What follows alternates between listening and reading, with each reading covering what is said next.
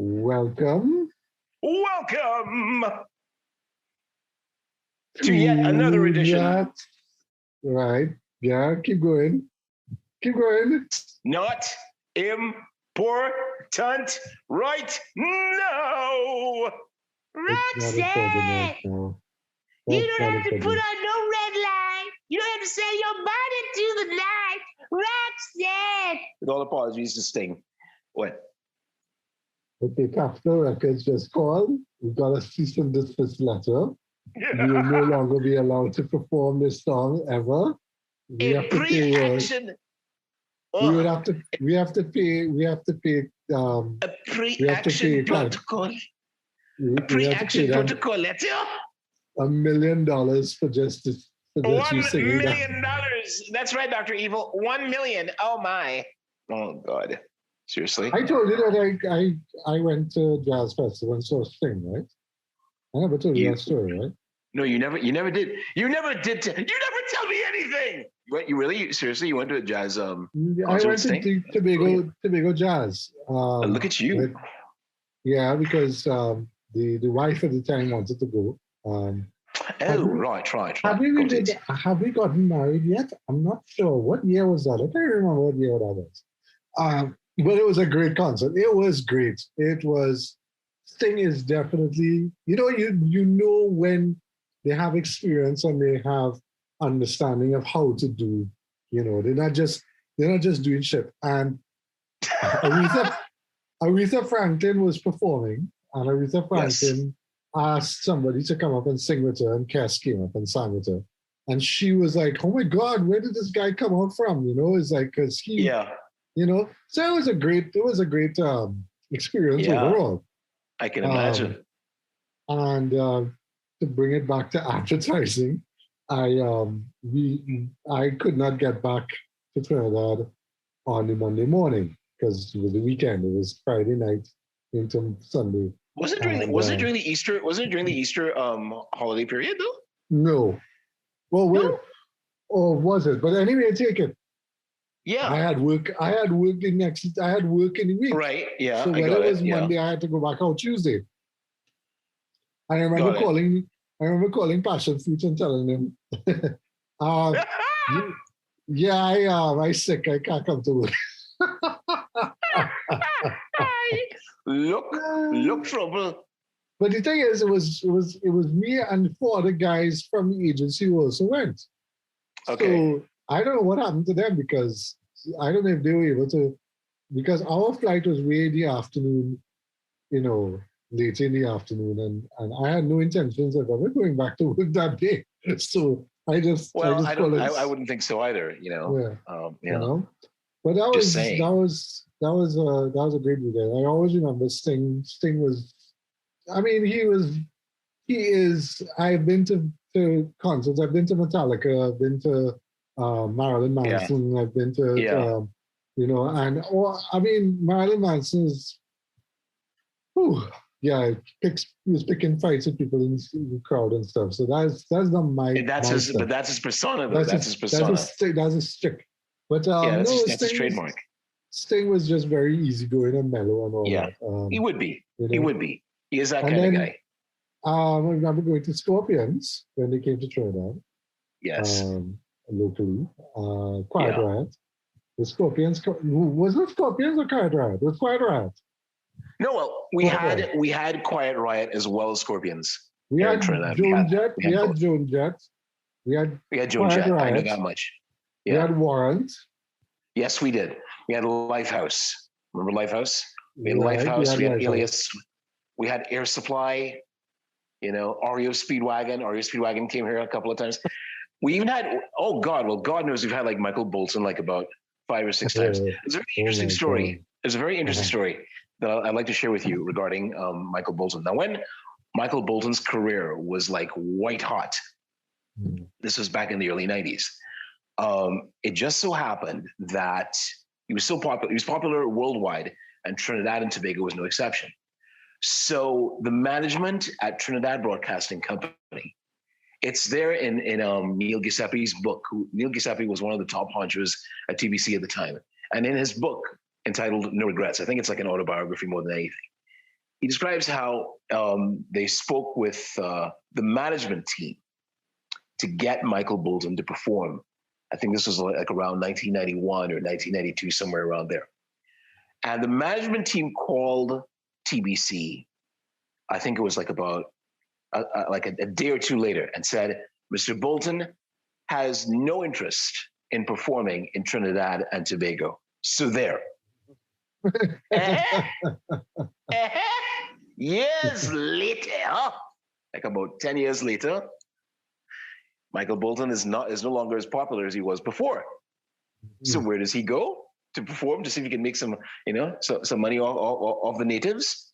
Trinidad and Tobago. Thank you so much. But and he showed up for the. Go on. Yeah, and he shows up like I think this is like in the late 2000s, late 2000s, 2007, 2008. He shows up for the Mother's Day concert, and he cleans up and yeah. And I'm always reminded of the sheer irony of it all. You know what I mean? There was a time when there was a time when Luther Vandross was supposed to perform here in Trinidad, and Luther Vandross, as you know, has a hell of a following. And the same TBC network went after Luther Vandross. And Luther Vandross, the management team at Vandross said, they told Giuseppe, well, his asking price is somewhere in the vicinity of $2 to $3 million. So yeah, we can handle that. No, $2 to $3 million US. And Neil Giuseppe's exact words were, and I'm quoting now, I wouldn't pay that for the second coming of Christ. So yeah, but that actually leads me into what we're going to talk about today. Okay, cool. Which is, we're famous. But first of all, I think we are famous for destroying careers of musicians. I think a lot of well, let me tell you something, man. Hit on. I think a lot of acts. Yes, a lot of acts came to Trinidad when they are at their height, and they died. Not died literally. We CNC Music Factory is one of them. Now I don't know. It's very unscientific, and there's no basis for it. But it's just a coincidence. The CNC Music Factory is big in the 90s, right? Yeah. Big. Yeah. Come to Trinidad, CNC Music Factory, one-hit wonders. Yeah. No, but you see, right? The thing about it is there's correlation, but there's no causation. You can't necessarily say it, but then again, you have to wonder sometimes. And it's not just CNC Music Factory. Even TLC at one point performed here.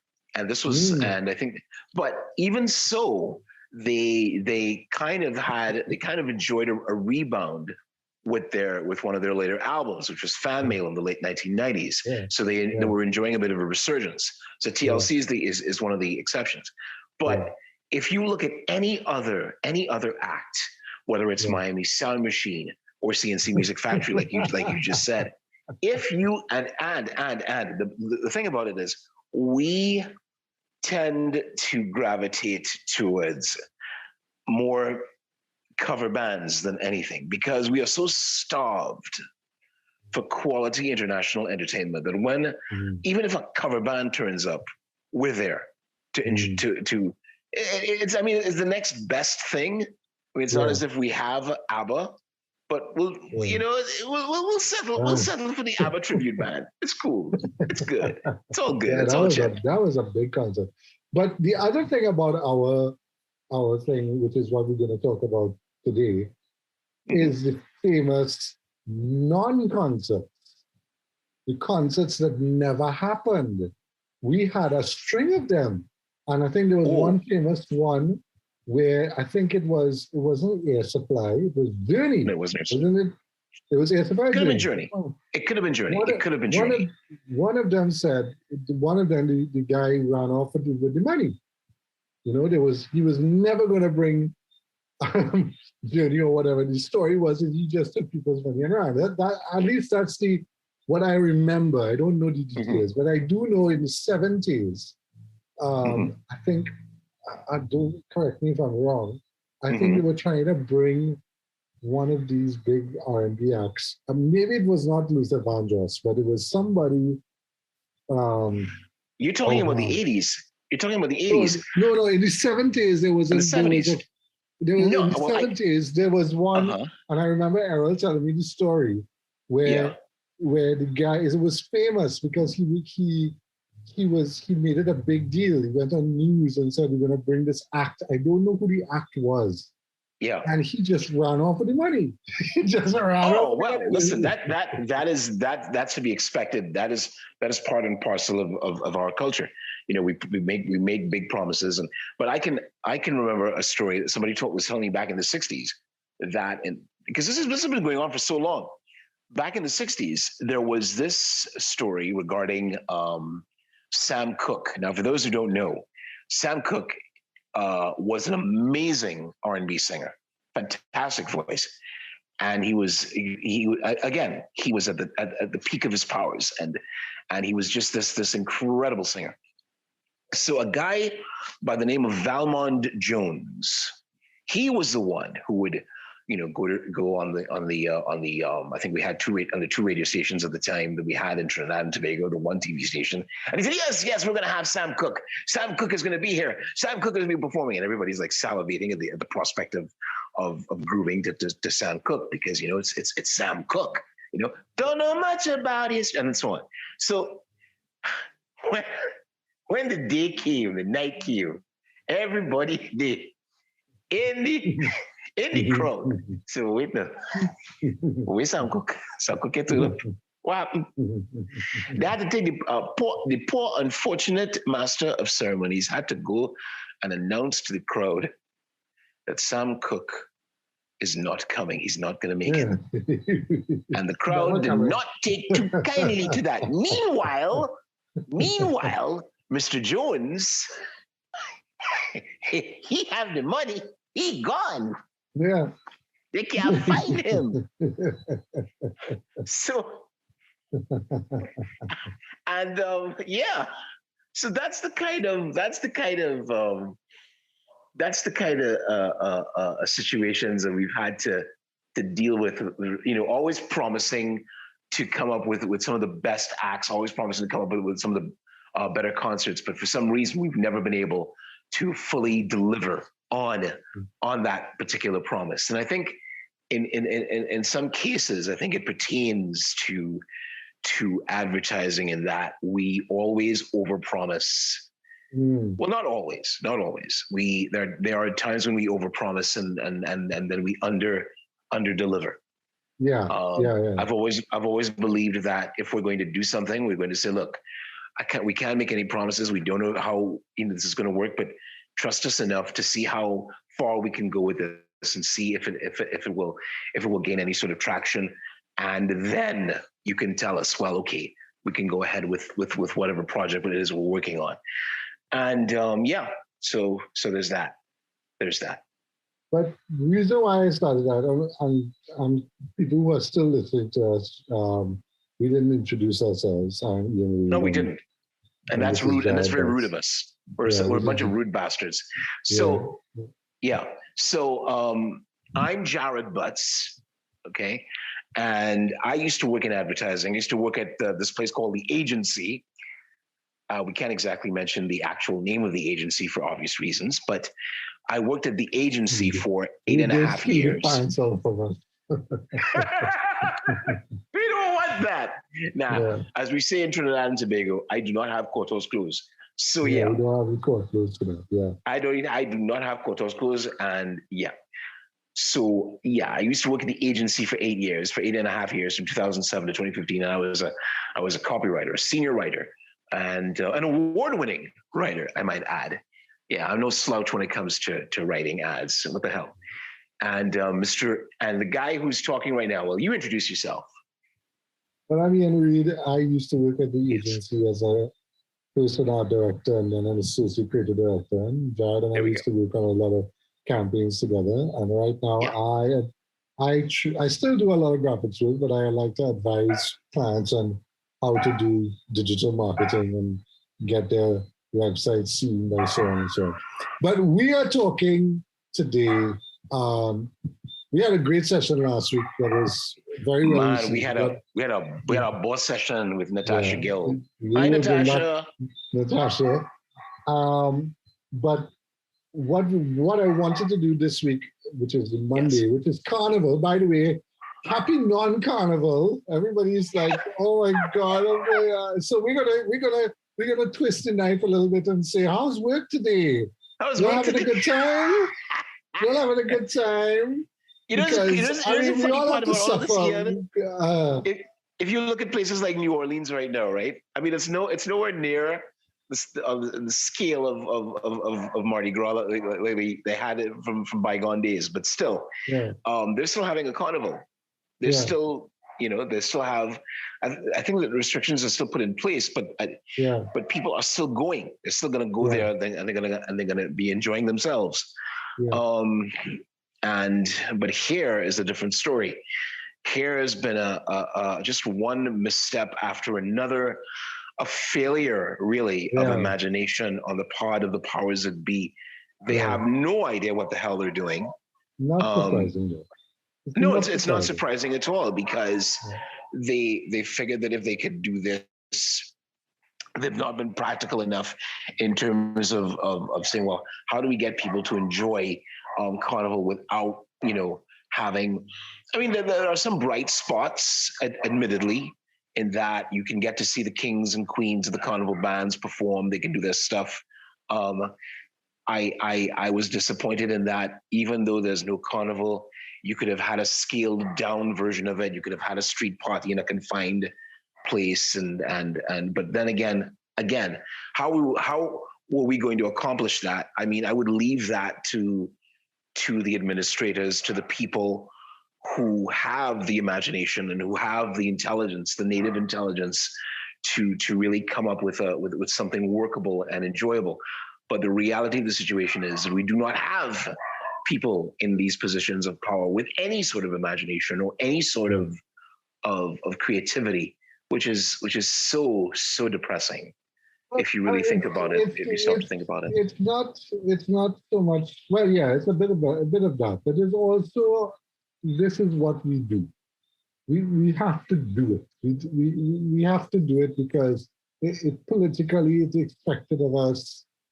People are counting on us. This is the only way that we could pay people within the industry, because the industry doesn't get paid. I mean, if you look at, we've had Carnival for almost 100 years now, and nobody knows how much money we make from it. To this day, nobody can tell me, have we ever made a profit? Of course not. This is not a profit-making thing. Anyway, we're digressing a little bit from the point. The point is, enjoy our show today, because we're not going to talk about Carnival, actually. We don't want to talk about Carnival. We will talk about Carnival week after, when everybody's salty and still salty, because we're going to start, one of the things we're going to bring our friend Quincy Ross back in, and maybe Anthony. Hey, Daly. Quincy. Quincy's always a good guest. To Pong Carnival campaigns. We had Pong Christmas campaigns last year. We're going to Pong Carnival campaigns. So we're going to look at. I'll be looking forward to that. That's going to be fun. Right? So we'll talk about that after. We're not going to twist the knife too much and make you miss Carnival. What we're going to talk about is something that dropped earlier last week, because we record this on a Wednesday, so it actually dropped earlier this week for me. It's a BBC report. I mean, we were talking about con men conning people out of the concert tickets, because I want to segue into seems to be an increase, at least, or a trend, or there seems to be an increased interest in con men in the entertainment world. And we were hoping that our friend Asma Ali would have joined us today, creative director at Inglefield, because she shared this with me. And she said, you need to read this. This is nuts. It's a BBC news article that came out about a company called MadBird. MadBird was the go-to agency. It was totally digital. So a couple episodes back, we talked to Kieran Khan about his company, Huckleberry Media, which is generally mostly 90% online. They don't really have an office or anything. MadBird was running with the same concept that there was a team of people and everybody, they pulled resources from around the world and they created a company of over 65 people. Some in Dubai, some in Los Angeles, one guy was in Manchester, and it was supposedly based in London. It's a multinational corporation now. No, it wasn't really multinational. The company was a London-based company. Like the guy who ran it, his name was Ayd, A-Y-D, I think his name was. Ali Ayad is the name of the guy who was running it. And Ali Ayad was saying, I'm pitching for big clients, but I already have Nike. He said, I already have Nike, for example. And because I have Nike, I could get this and I could get that and could get this and could get that. Yeah. And he's basically hiring talent, graphic artists, designers, web developers, the whole shebang. Everything that an advertising agency needs, because it was an ad agency, basically, to be an ad agency, you see. So he had all these people going through Zoom, having Zoom meetings, and it's a fairly long article, but the crux of the matter is that the company never existed. It was all made up. In fact, this guy didn't even have a Nike as a client. He had no clients, and he wasn't getting any clients. Wow. And what he was doing was he was making people do artwork, building pitch decks, building 65 people. We talk about 65. We had like about 50 designers around the world, you know, collaborating and creating campaigns. He made these people work for nothing. A guy worked for 6 months without being paid. Holy crap. So one of the girls, what we call the Mark bussing, that's what we say here in Trinidad, the Mark bus. And because two girls decided to email each other, two of the designers thought something was strange. They started to get bad vibes. So they went and did some research, and they went on Google Maps and they found out that the office that he works out of is a flat in London. And they went and they visited, and they realized that he wasn't even who he said he was. He had made up a completely different persona for himself online. You see? And his LinkedIn thing was completely fake. Everything was fake. Yeah. And then the BBC went and tried to interview him. And he said, to be honest, I don't understand what you're getting on with me. I did nothing wrong. The BBC said, but the reporter said, yeah, but you owe people money. He said, no, I don't owe anybody anything. And after a while, after reading this article and talking to various people, talking to my friend Jamila, who also, shared the article, and Jamila had something very good to say about it, which I'll read in a minute. But Jamila, what they were saying is that he didn't really break any laws. And this is the scary thing. He created so there's company. No accountability whatsoever. He himself is not legally bound to pay these people. Let me say that again. He created a company. It was on the books, it's registered, right? Yeah. As far as the law is concerned, the people who got involved with him did so at their own risk. You understand what I'm saying? Wait a minute. I'm not a lawyer. Yeah. But from what I understand is that even though he promised to pay them, that's not a guarantee. And especially if they're working outside of the UK, in Dubai, in one guy was in Laos, if you're in all these other different territories, legally, there's no leg for you to stand on. So you were doing work for a guy, right? Okay, so he didn't pay you. So what? You could sue him in court. You could go to court and sue him. But he didn't commit fraud. You follow what I'm saying? He did not accept money from people. He did not take money from people. Oh, okay. What he was doing was taking work from people, which is a difference. But I know. I'm not a lawyer. Oh, here's yeah. I know. Neither am I. Neither am I. I won't even pretend to delve into the legal minutia regarding this. But I would think that hello, Asma. Asma's here. Asma! Hi. No, I didn't leave you alone with Ian. I came to rescue you. Hi, Jack. Okay. Hi, love. How you doing? I'm good. How are you guys? We're pretty good so far. Good. We just started talking about MadBird. So you jumped in just at the right time. Yay! So I just related the whole story about Mr. Ali Ayad. Oh my God, it's crazy. Guy. Right. So I told people that you sent videos. You were the one who sent it to me, and I want to say that it has pushed me down this rabbit hole of really studying human behavior, because like Jamila said in her comment, this guy wasn't after money. He was after power. He was just drunk on the fact that he could tell people to do things and they would do it. Like he was, and we talked last week. We talked to Natasha about working in the ad agency and having people go off on power trips. This man was a power trip. He was just doing it because he wanted to do it. And then he told the BBC people he didn't do anything wrong, which is what I was just telling Jared, that legally I don't think he did anything wrong. Anyway, what was your feeling and thoughts on this? You know what was crazy is that so it was shared with me by another advertising colleague. So it's just interesting how it's been blowing up in the UK, and I feel like, wow, I can't believe I didn't know about this before this week, and it's like the more I read, the more I was just like, what the hell, and it's surreal because you could almost, being in the industry, you could almost picture what it's like to be in this position yourself, right?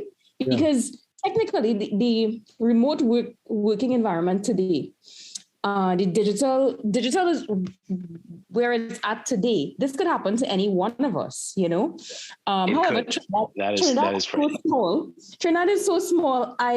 We would probably know somebody who says, okay, that guy, nobody's ever heard of him, But I mean, in this particular case, I think a small island may have an advantage. A small island, as networked as we are, may have an advantage. But my heart really went out to all those people who were real employees, who thought they were, let me just rephrase this, all the real people who believed that they were in this new company working for this guy and on these pitches. Could you imagine working on pitches that turned out to not be for a real company? I think that would have been soul destroying, because I think it's different if you're a creative, in that your time is so valuable, and for one to just take that, to use your time and your expertise, and to not be adequately compensated for it. In fact, not to be compensated for it at all. That to me is just plain sick. Yeah, the thing is, I was talking to a bunch of people about it within the Creative Guild and the graphic design group and so on. And one of the graphic designers kind of pointed out, he said, a lot of the companies in Trinidad do a version of this. So what they do is they give you the promise. So like Jared, earlier you talked about the over-promising, right? Yeah. They give you the promise. Yes. So the promise is, if you do this work for us for this minimum amount of money, like you give you $2,000 a month or whatever, and you do all of this work, you will eventually move up the chain. You get more money. You get prestige or whatever it is. It's like, it's the same thing like you're working when we worked at the agency. It's like you get awards, you get prestige, you get the feeling that you're working for the best agent. So it's a kind of a con in a way where some of these companies make you feel that what you're doing is really, really good stuff. Now, it's a little bit of a stretch, right? But what I'm trying to pull it back to is that this guy had worked, and this is what Jamila, my friend Jamila Bannister said very, very easy. She said these people were desperate. A lot of them had lost their jobs because of the pandemic, and they were looking for something. And this guy was promising them, that not just prestige, well, not just work, but the feeling that they're part of something, because you wanted to be part of this award-winning or great company or whatever. Some of them were just doing it not really for the money. They were doing it, they were trying to get to move to the UK. The guy in Dubai was saying, well, I was all set up to get my visa to go to the UK. And, it was just amazing to see how these people are. I just want to read what Jamila said, because I think it's important.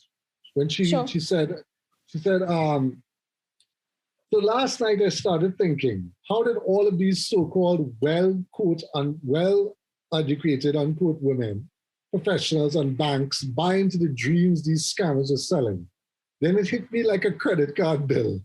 All of these people were masters of messaging and Houdinis of the hook. And this is advertising, huh? This is what we do. This is what we do. They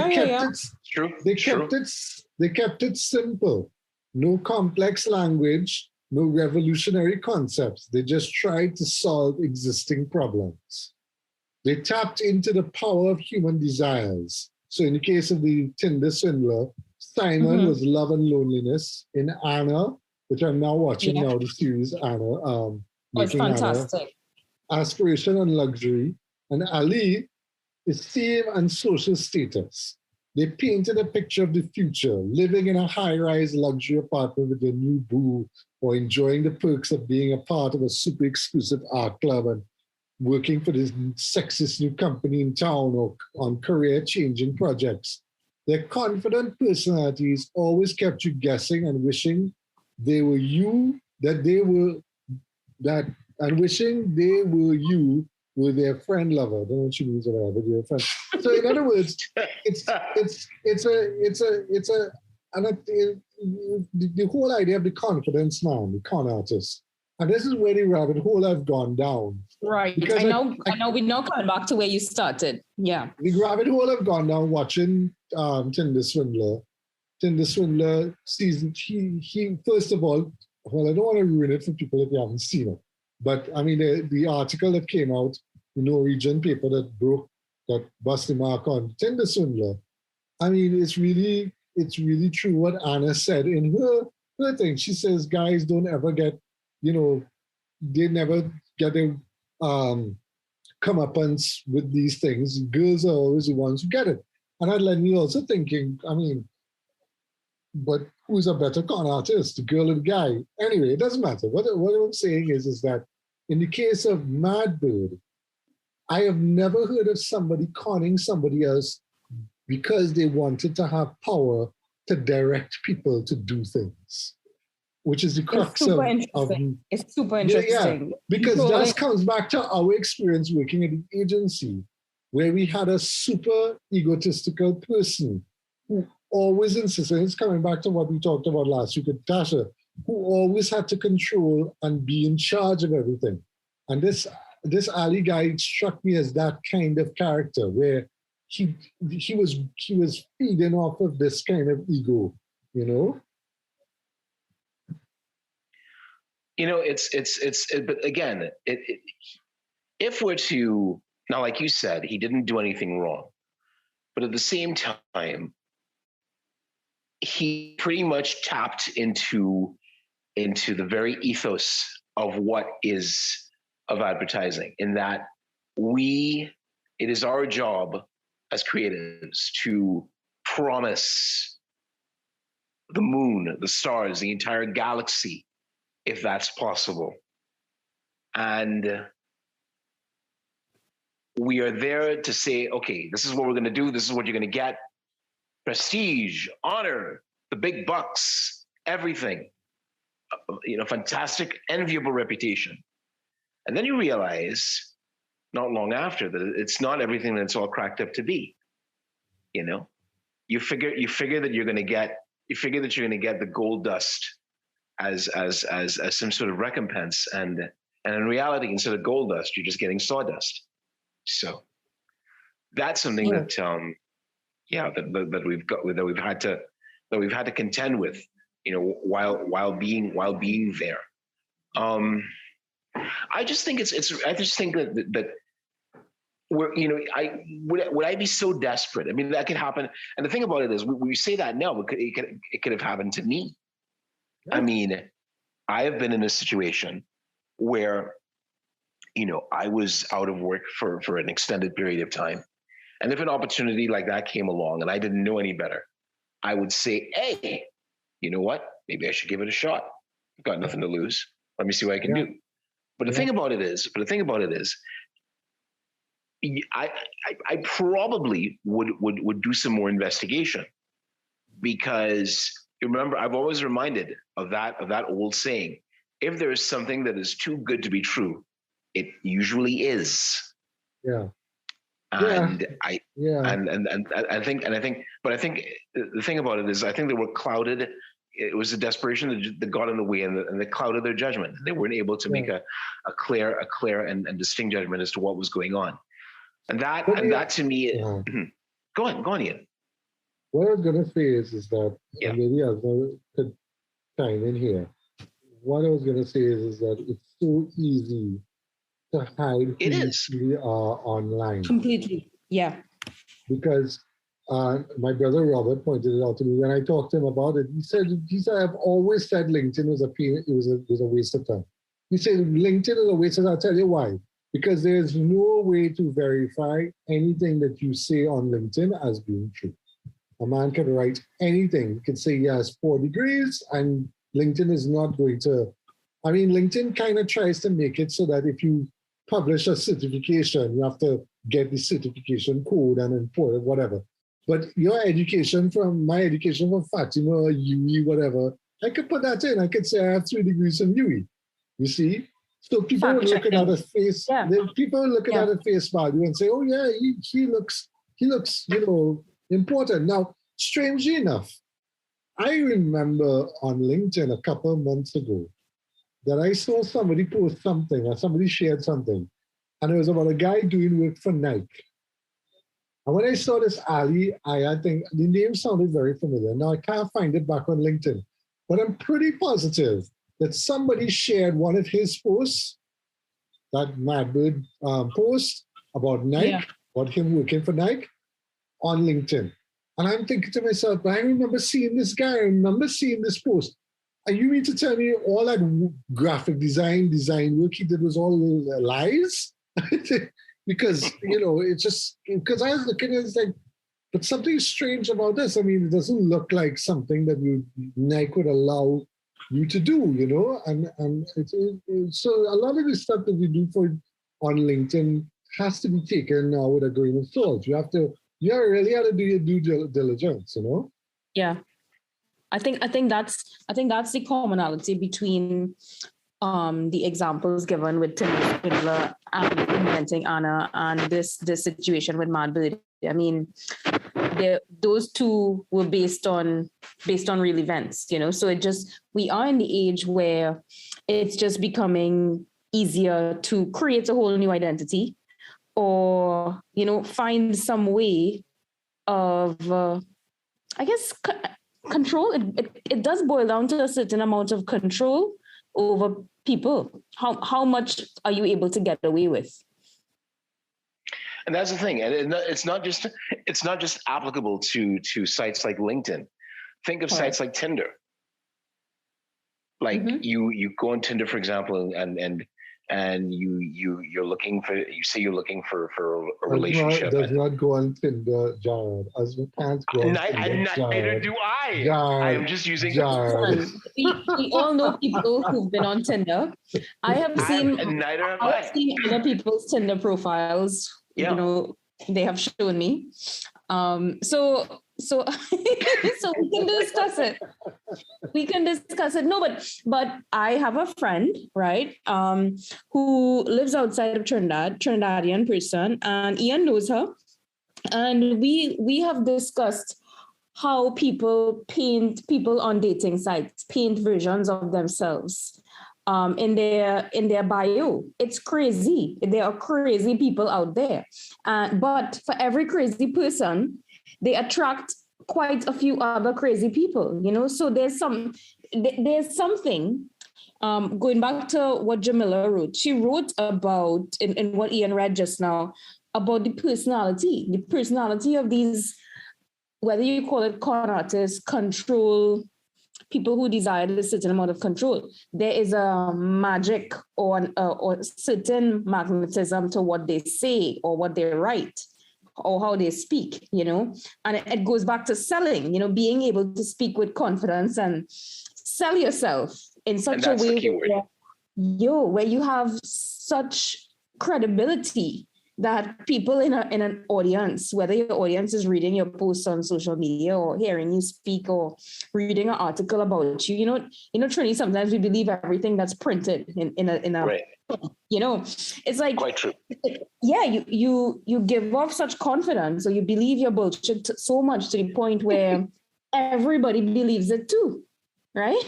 Yeah, and which is also the beauty of what we do in advertising. I think we're a little more sensitive to things For like sure. so in the case of MadBird, for example, which is what the point of really why I wanted to get to was, and I told my Costa students this years ago, I tell people whenever they ask for my advice, I post on comments on Facebook when people say, this man owing me money, whatever, I always say, get money down, right? Lionel Hutz from Simpsons says, no, this is a mistake on the ad. Money down. That is the motto, right? Even if you've worked with the person before, at least try to tell them, look, and I've done it a few times and it's left me a little worried. Even though I've worked with people before, I still kind of tell them, look, you need to give me something to start. Give me something to start. Let's get some gas in the thing to start.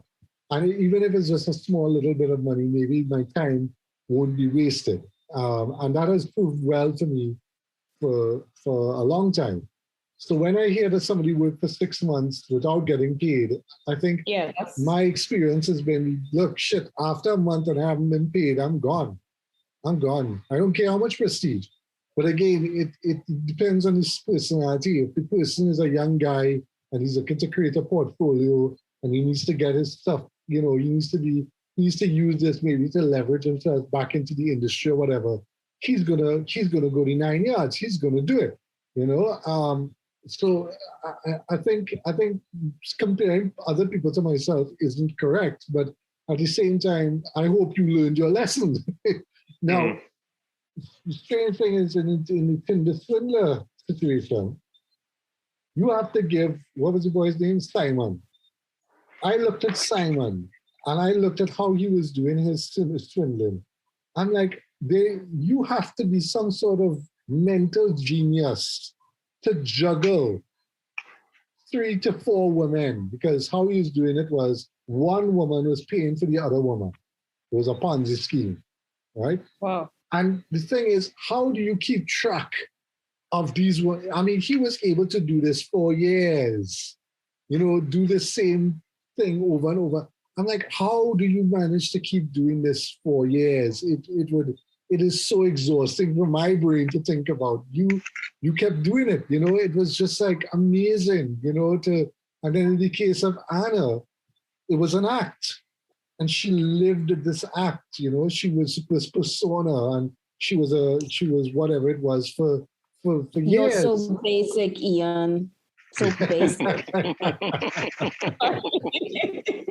I haven't finished watching this series, but I mean, I read the article that it was based on. I remember reading that article, and I was blown away by the sheer. But the article was really focusing on, which is what Sandra's trying to do with that show is try to show the gap between the haves and have-nots.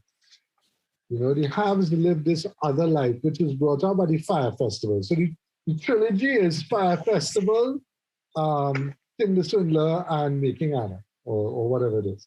You know, it's Inventing Anna. It's a trifecta of people willing to go to so many lengths to be in the in crowd, to be in it, to be part of it, to say that I've got the Instagram moment or whatever it is. And it's sad, but I mean, at the end of the day, was it you or Jared said at the beginning of this conversation when we just started talking about MadBird, that it's about people wanting to belong to something, you know, to be part of this whatever it is. It's like you have this desire to be, whether it's in this club or in this circle of friends or in this elite group of people who will be allowed into the art museum. You know, it's like it's that want to be part of that elite, and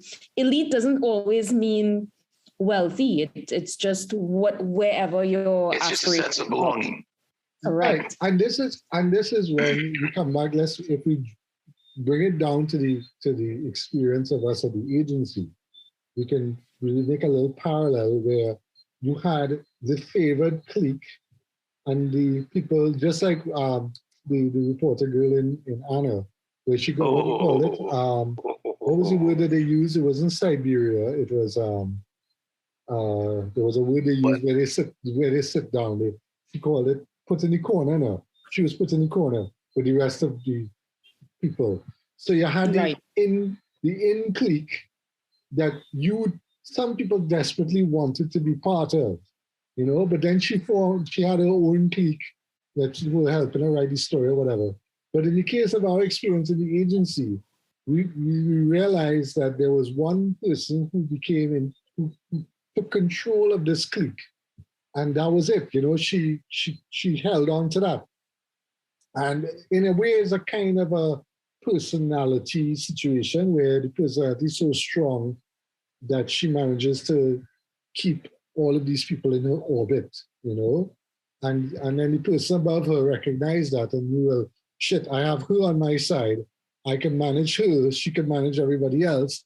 And, you know, whoever she don't like, well, that's not my business. She could, you know, piss off whoever else, you know, and that's what it ended up being towards coming down to the end, where we had this situation where you had this group versus that group, and it's all leading to this toxic kind of, you know, situation. Yeah. Or maybe I'm just over complicating matters, you know.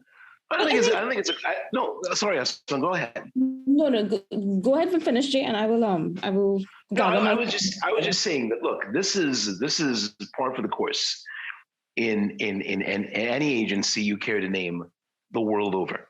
You are going to have cliques. You're going to have people in you know, established in particular echelons. You know, and who's above the pecking order, who's below the pecking order, and so on. That's part of the course. That is to be expected. The trick is, if you are not part of the in clique, to navigate in such a way that your work, the quality of your work, is able to speak for itself. And I've always found, and you can call it a scathing indictment on the ad industry, it probably is. And you could also say that it's applicable not just to advertising, but in any work structure, that it reminds me too much, but advertising especially reminded me of, it's like being in an all-out kind of high school setting where egos are constantly warring with each other. And if you try to stay above the fray, there will always be somebody, especially those who have some sort of influence, who will try to tell you, well, look, how come you're not, you know, how come you're not doing this? How come you're not doing that? How come you're not part of what it is that we do? and then they start to come up with all sorts of false accusations that you're not a team player, that you're not contributing to the overall value of the organization, and so on. Yeah. But yet you still turn up for work on a daily basis. You still do your work to the best of your ability, but at the same time, you don't have any. It's a very difficult thing. It's really like walking a kind of it's walking a tightrope. How do you navigate that? How do you deal with that? How do you try to go through the cesspool and come out on the other side as clean as a whistle? I think what's interesting is I mean, you were right. It's like this applies to the world of work, but yeah. I think especially it's common in the creative space within advertising, right? Because advertising is a very social industry, right? People communicate. That's how you get the work done.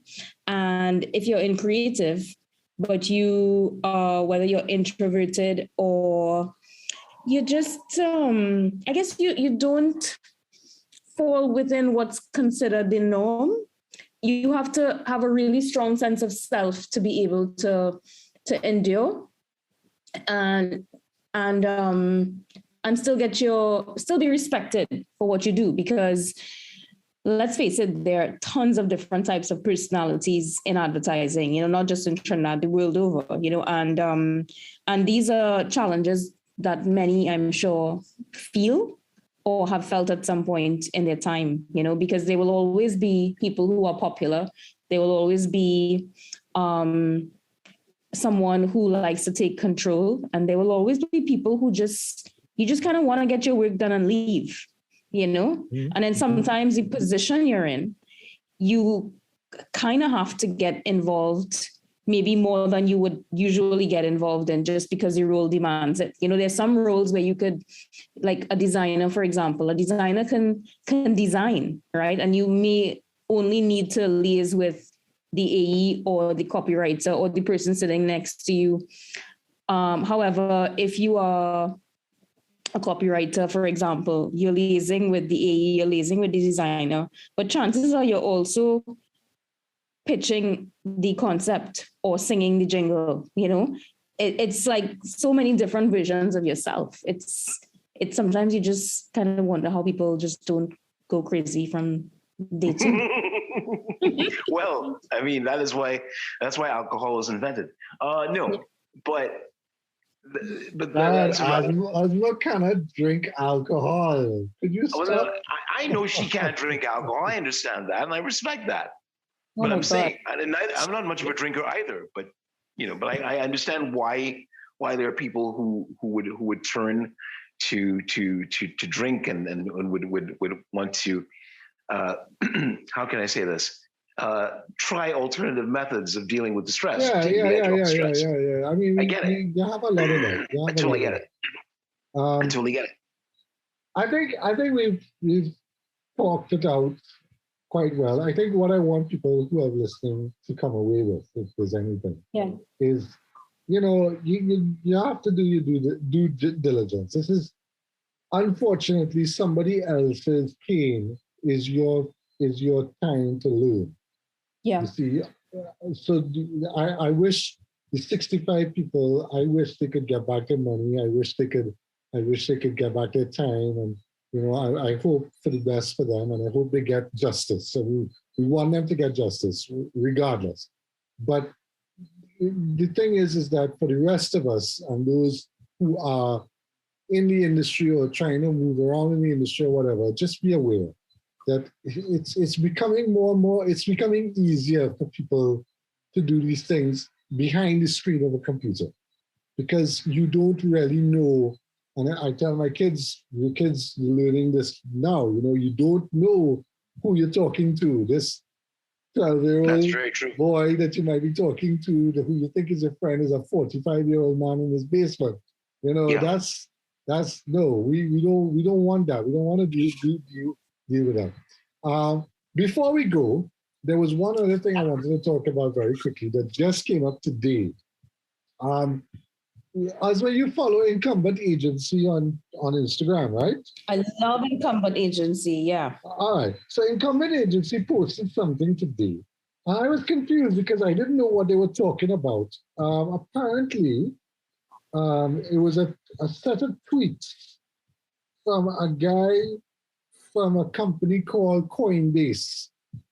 Coinbase is a Bitcoin wallet. They have an app on, we don't need to go into what Bitcoin and all this crap is. But at the end of the day, they ran an ad on the Super Bowl, and it was one of the most successful ads. What is the ad? The ad is a QR code changing colors and bouncing from one corner of the screen to the other. That's the ad for 30 seconds. Wow. Right? It's on YouTube. You could go and check it out. It's in the vein of the DVD. When you do the DVD thing goes to screensaver and you see this DVD logo. Yes. It was exactly that, right? So I'm reading these tweets and I'm not understanding. So I'm going to research it. Turns out that the owner of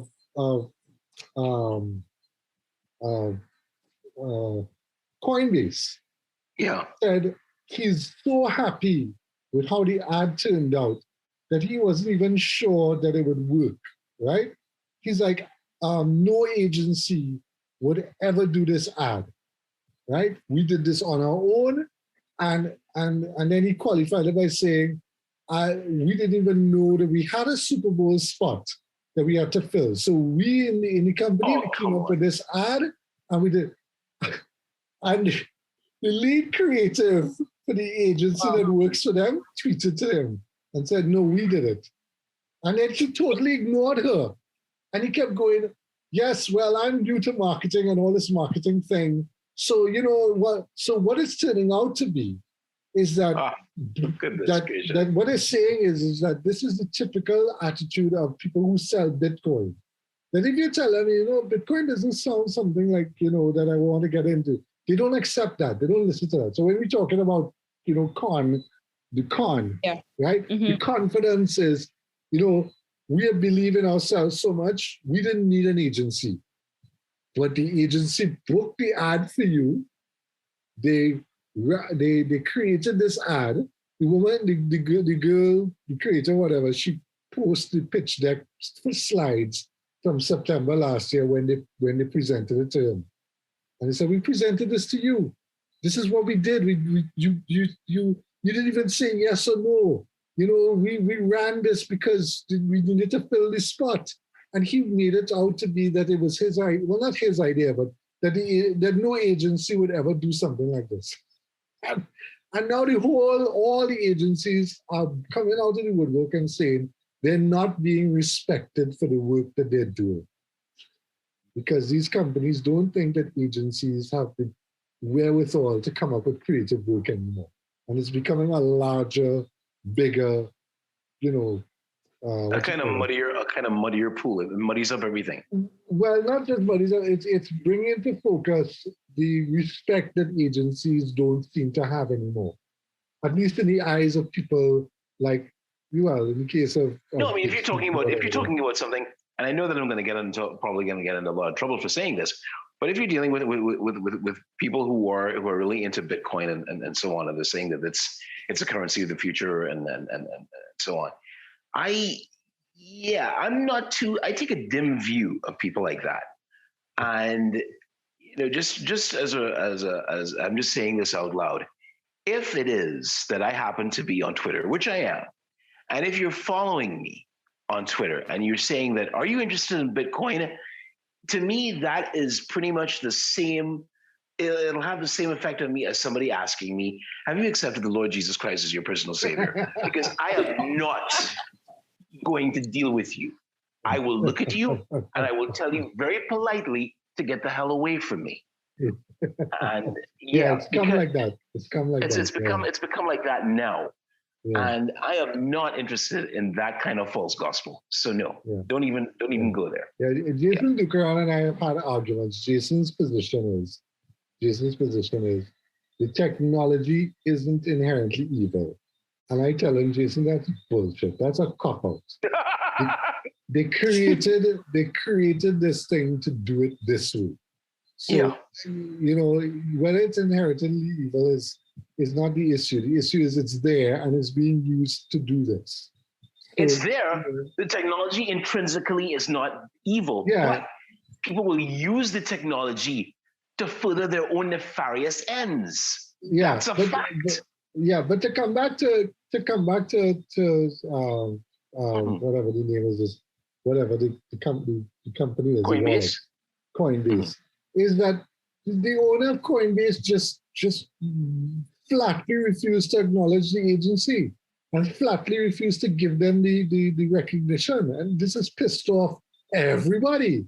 It has pissed off everybody, and people are coming out of the woodwork and saying, nobody, like graphic artists say, nobody recognizes us for the work that we do for clients. And many clients go and say, oh, I did this and I did that, you know. But then should shit happen like the KFC ad, because apparently that is now resurfaced, they'll be like, who's it? Because my friend Andrew in England messaged me and he said, who's the artist who did this? I'm like, I don't know. Why would I know who the artist is? You know? Yeah, but again, when you mess up, that's when people recognize you, you know? But I think it warrants more discussion at a later date. I think we need to really delve into it. But I just wanted to throw that out there at the end because it brought back into, it was just a little bit connected for me. Because you are basically saying, you know, in the case of a confidence man or a con artist, taking all the credit for somebody else's work, which is what MadBird was really doing. You know, he was going around doing whatever he was doing and saying, well, it's me, I am in charge or whatever. And then he made this guy who apparently doesn't even exist, employee of the month.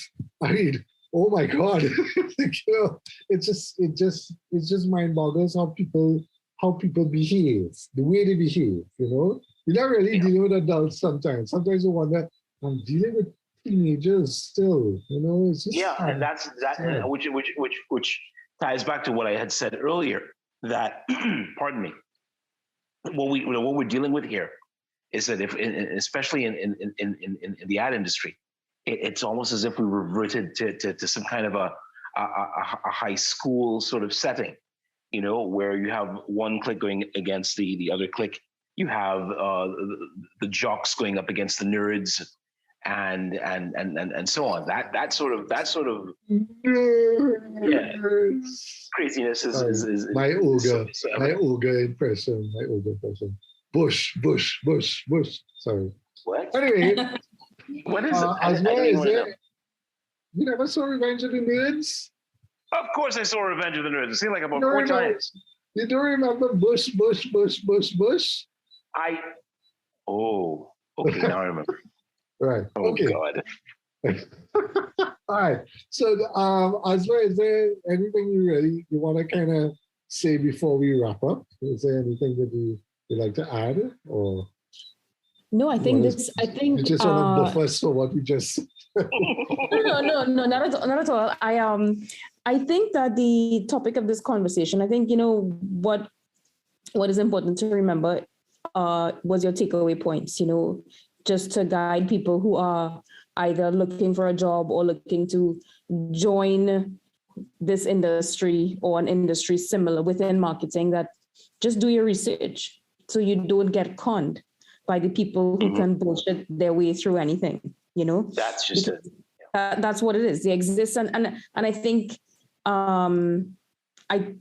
what people need to remember is that everyone has something to sell. It's just to sort of ask yourself, what is it you're looking for? What is it you're looking to buy? What goods are you looking to purchase? You know, and there doesn't always have to be something tangible, you know, and once we know what we're looking for in the job or the role or the company or whatever it is, then once we have a clear idea what we're looking for, then it would be easier for us to identify what are the anomalies or the crazies or what doesn't seem right in the mix, you know? Yeah, exactly. That's cool.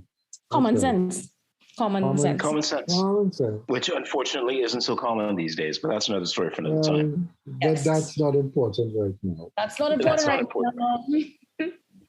All right, guys. Well, this has been great. Asma, thanks for jumping in. I know it was kind of last minute. Thanks for inviting me.